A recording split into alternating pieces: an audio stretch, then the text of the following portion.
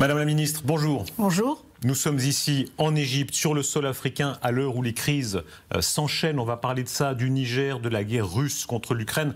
D'abord donc, l'Égypte, vous avez rencontré le président Al-Sisi. Est-ce que c'est l'exemple de ces nouveaux pays du Sud, indépendants complètement de l'Occident? Le président vous a très bien reçu, il reçoit aussi l'aide des Américains, et il va à Saint-Pétersbourg, chez Vladimir Poutine. Est-ce que vous vivez avec ça ? C'est surtout pour la France un partenaire de longue date, un pays ami, un partenaire stratégique, et qu'il est encore plus dans ce monde en pleine recomposition que vous évoquez en effet. L'Égypte, pour nous, c'est un pays clé, c'est une puissance régionale, c'est un partenaire de confiance et c'est un pays qui prône la modération, ce qui lui permet d'être à la fois en mission pour parler au président Poutine et l'interroger, cela n'est pas sans vertu, sur la guerre qu'il fait à l'Ukraine, et un pays qui aide l'Ukraine à faire progresser son plan de paix en allant à la réunion de Jeddah il y a quelques semaines, destinée à faire progresser les idées ukrainiennes de paix et de dialogue. L'Ukraine prônant d'ailleurs la paix, là où la Russie, hélas, ne le fait pas. De fait, est-ce que ça n'est pas l'exemple de ces pays qui ne sont plus du tout dépendants de nous, l'Occident? Le président algérien qui va à Saint-Pétersbourg, disant à Vladimir Poutine, vous êtes le plus grand ami de l'humanité, et effectivement le président Sisi. Non, je ne crois pas que ce soit la bonne présentation des choses. En tout respect pour votre question, cela va sans dire. L'Égypte est l'un de nos premiers partenaires et nous sommes l'un de ses premiers partenaires.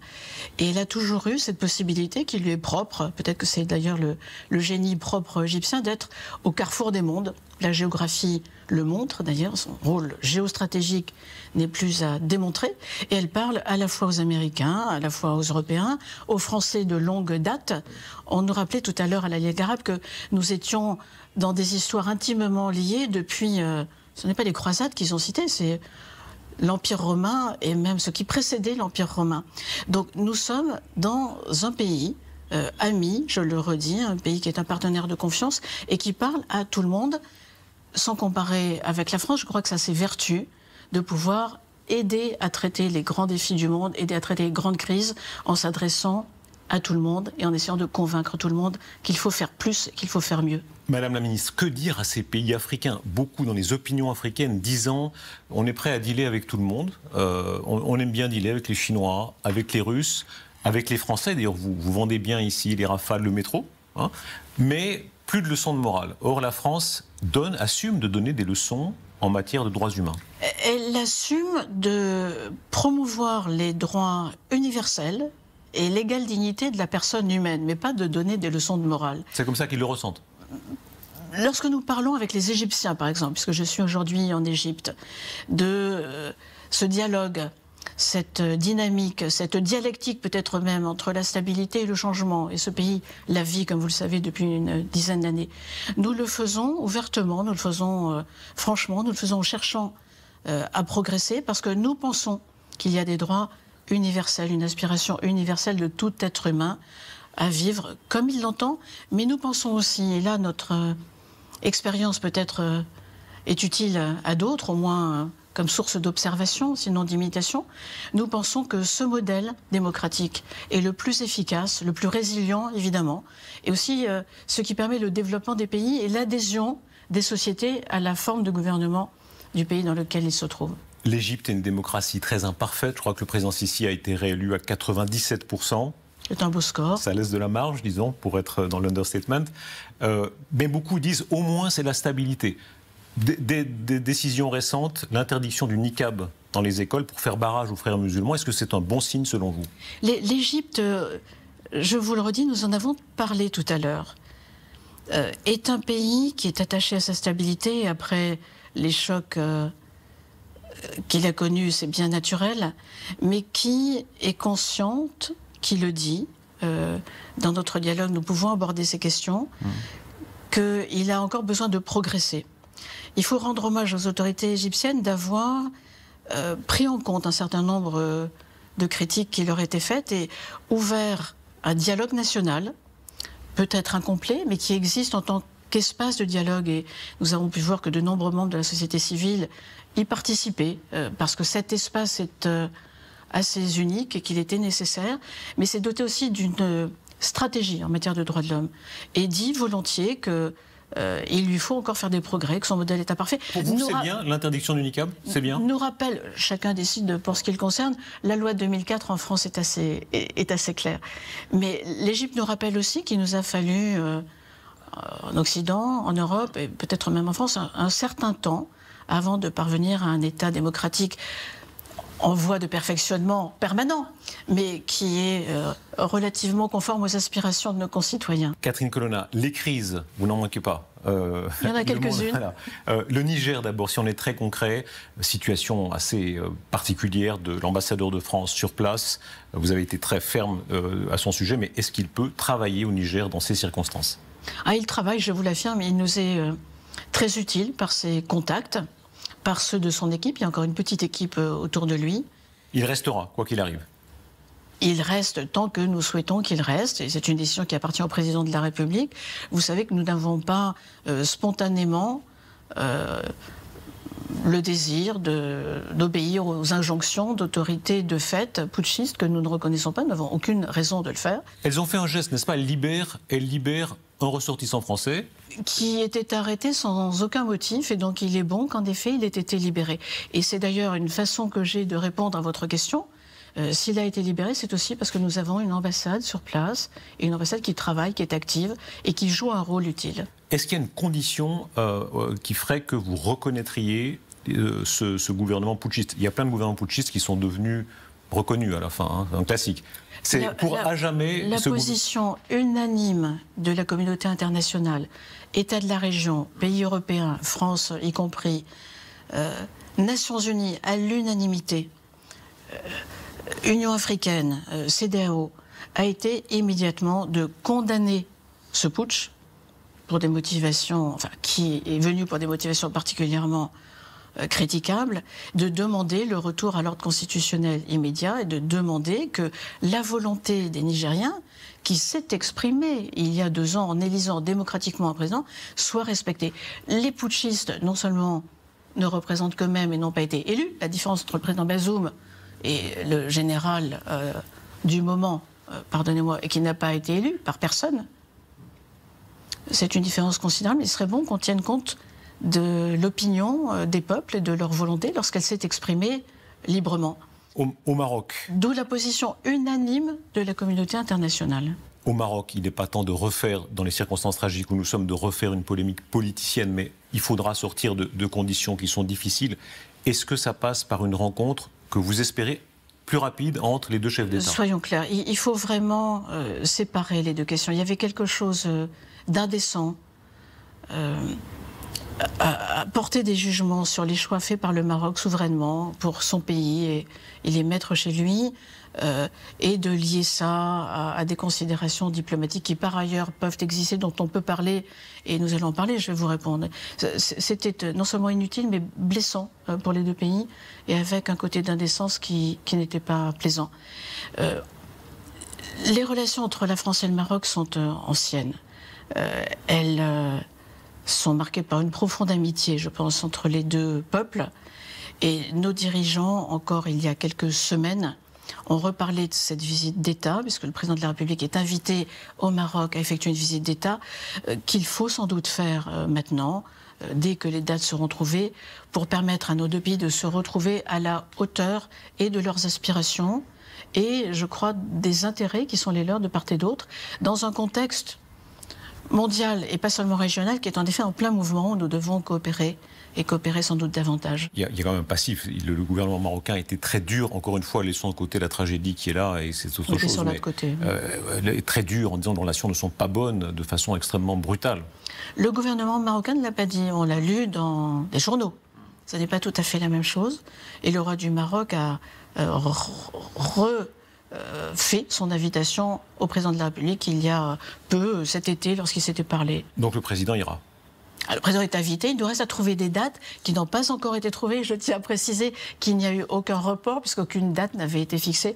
Mais cette invitation étant faite, j'espère que nous pourrons l'honorer, que le président de la République pourra l'honorer en effet.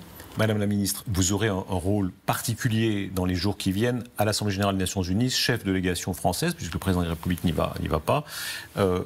La presse britannique a révélé que le président Zelensky sera présent. Qu'est-ce que ça représente pour vous? L'Assemblée générale des Nations Unies, c'est vraiment le rendez-vous annuel de la diplomatie mondiale. Tout le monde est là, tous les États sont là. L'Assemblée générale se réunit, il y a des réunions parallèles. Le Conseil de sécurité tiendra une réunion sur l'Ukraine. Et on a lu, en effet, que le président Zelensky serait là. Je le mets au conditionnel. Je vous répondrai mieux dans quelques jours. Non, si je peux être encore plus précise, mais je crois que vous me comprenez. Il a exprimé des inquiétudes, si on entre vraiment dans la chose concrète. Si le président de la République n'est pas là, c'est parce qu'il se trouve que cette même semaine prochaine, la France aura l'honneur à la fois d'accueillir Sa Majesté le roi Charles III et la reine Camilla. Et en fin de semaine, Sa Sainteté le pape. Le président Zelensky a tenu dans The Economist des propos très durs en disant je vois dans les yeux de certains, il n'a pas cité de nom, mais de certains occidentaux, un double langage en gros, ils ne me soutiendront pas jusqu'au bout. Pourquoi est-ce qu'il dit ça maintenant selon vous?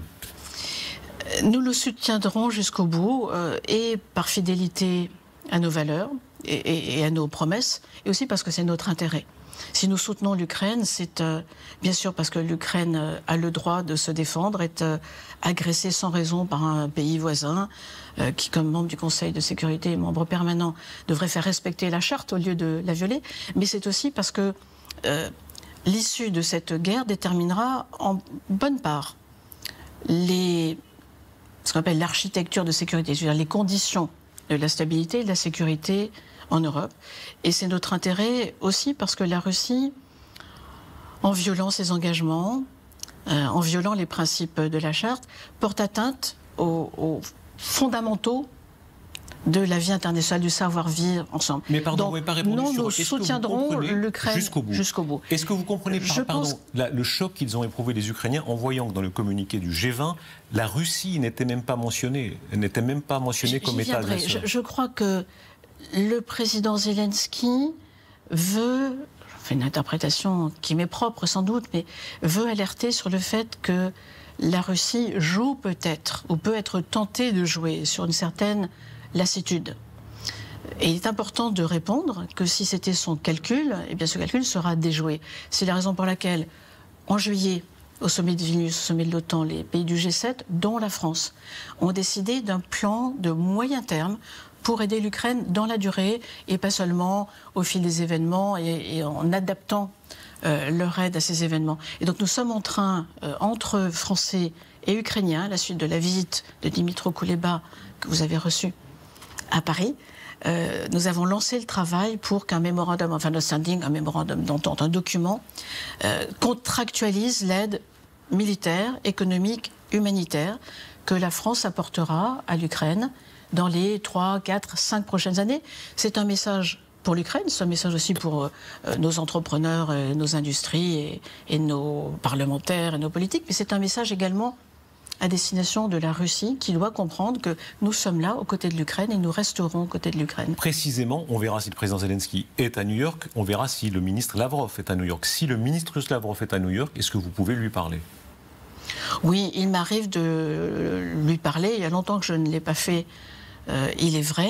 Quand était la dernière fois, pardon? C'était au mois de février, dans un G20. Je ne l'ai pas vu depuis. Parce qu'il sort assez peu, somme toute, en tout cas dans les enceintes que nous fréquentons. Mais sur le principe, vous pouvez parler au ministre Lavrov? Bien sûr. En étant souvent en désaccord avec lui. Il me le dit, je le lui dis volontiers. Donc nous constatons nos désaccords et nous essayons de trouver pourtant des solutions sur un certain nombre de sujets précis. Est-ce que là, la France peut jouer un rôle, un jour, de conférence de paix, parce que précisément, vous pouvez parler aussi au ministre Lavrov?